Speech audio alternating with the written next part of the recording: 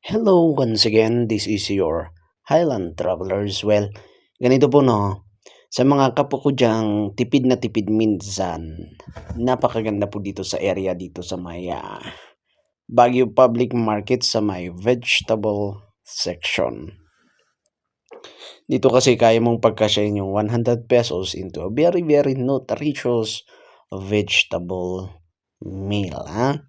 Kaya nga minsan, kahit kurang ang ating budget, 'di ba? Napagkakasya natin kasi pag pumunta po kayo dito, hindi masasayang ang ating piso. Kahit 10 pisong carrots, 'di ba?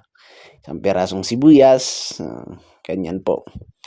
And makakapili ka rin ng mga freshly delivered vegetable, And hindi ako masyadong nai-scam dito kumpara dun sa ibang area kasi dito, sure ka talaga na good quality yung nakukuha natin. Most of the time kasi pag nasa kabila tayo or dun sa other areas, hindi ko naman nilalahat. May mga naglalagay ng mga bulok, minsan nilalagay sa pinakaloob-loob, 'di ba? Dito po is you can choose yung gusto mong bilhin, Ganyan po. Nakalatag po diyan. Ikaw na lang ang mamimili. Kaya shoutout po sa mga followers natin from the Baguio Public Market, no?